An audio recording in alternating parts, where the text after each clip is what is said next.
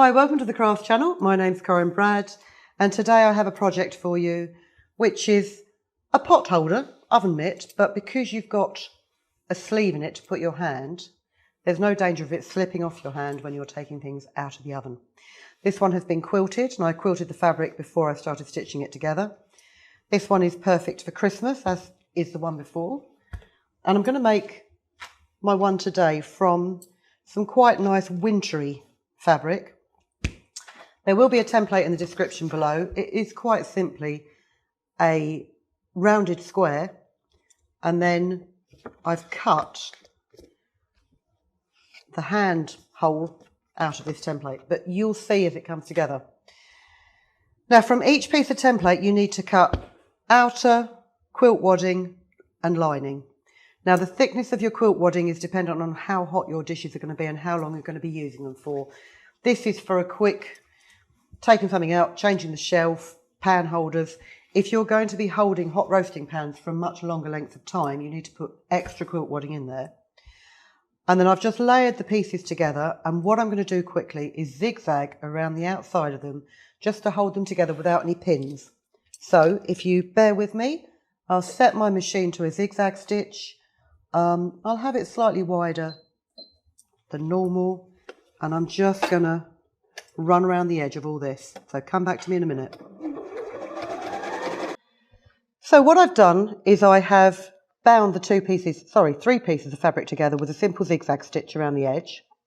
And also, while I was away, I have pinned a short length of pink bias binding to the inner curve of the oven glove where your hand goes in, like so.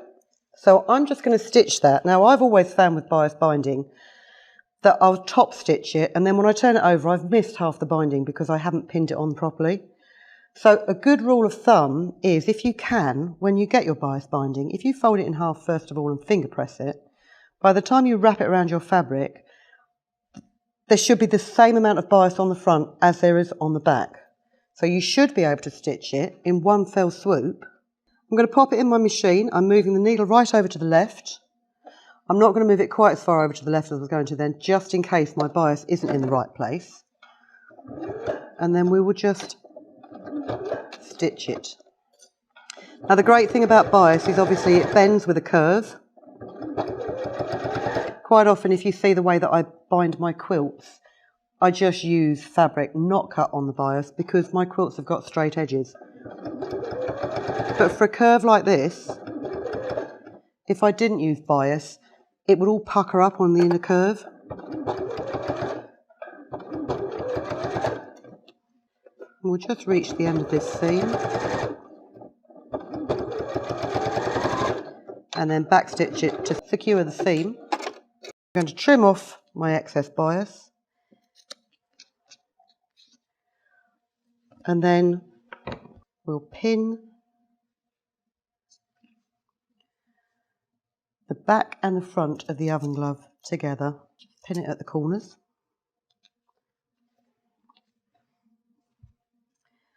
And then also what I'm going to do before I apply bias to the edges of this, like I have here, is I'm just going to make a hanging loop from this strip of fabric that is 13.5 centimetres by 5.5 centimetres. That's a really random figure. You can make it the size that you like. Fold it in half right sides together. And then just run down that seam.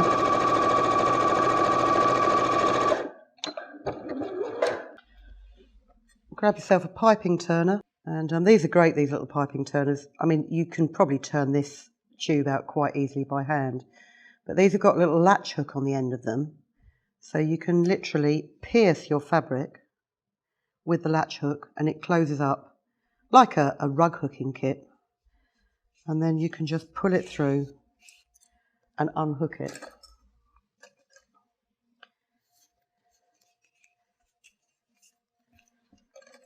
And then if you want, you can top stitch down each side of your strap. I'm not going to bother with that today. I'm just going to fold it in half. And then what I'm going to do is on the back here, I'm going to match up the raw edges so the hook lies diagonally on the back of the fabric. And let's just hold that in place with a simple basting stitch so you don't have to worry about pins. And then again you grab your bias binding. Now what I'd suggest you do is start your bias somewhere on a straight edge. Bring your edge of your fabric up to your bias and pin it. Actually, let's not pin it, let's clip it. Because my pins are quite blunt. Probably because I use the same pins for every single video demonstration that I do. And I never think to go out and buy new pins. And now I'm trying to get through 6 layers of fabric. So actually these little stitching clips are going to be a much better option. So as you put your bias around your curve, you want to stretch it slightly so that the fabric can stretch on the outer curve but stays nice and neat on the inside of that. And let's clip it all the way around. So I'm just working my way around the curve that sits at the edge of the handhole, and I'm incorporating that strap that I basted in place earlier, so it will be covered with the bias binding.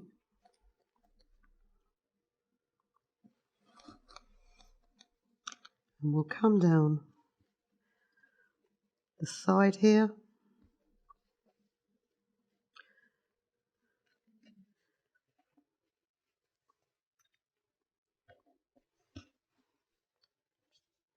And then when you get back to where you were in the beginning, I'm just going to trim that down a little bit because I don't need quite so much. And actually, I think what I'm going to do is I'm going to turn that up at 90 degrees.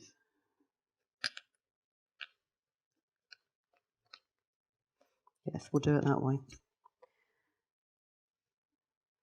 I'm going to trim it at 90 degrees. I'm going to fold in this piece at 90 degrees.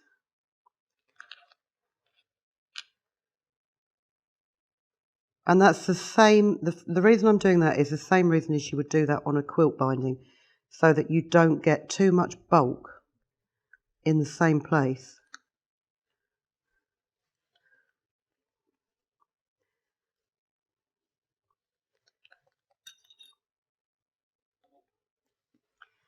And then what I'm going to do is just clip that piece away there.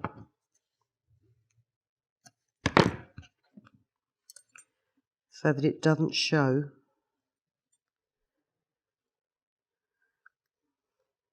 I'm just going to pin that. I'm just going to check the back has overlapped nicely as well. And I'm just going to pop a pin in there. And while I remember that that pin's in there, I'm going to move my needle over again a bit. I can feel where the pin is. And I'm just going to sew that joining seam before I sew anything else, because I want to get it out of the way. So again, a normal straight stitch. I can take that pin out now because I've secured it. I can take this pin out now because I've secured it, and then I can just run right around the edge, taking these clips out as I do so.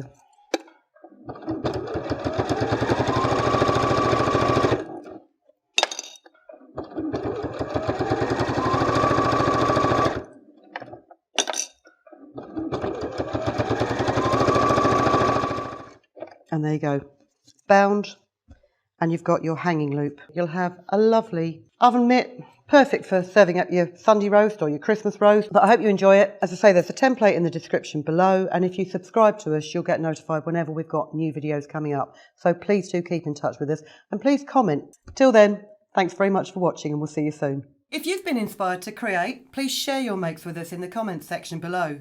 And if you've enjoyed videos by the Crafts channel, hit the like button. Want to see more of us? Then click subscribe. See you next time.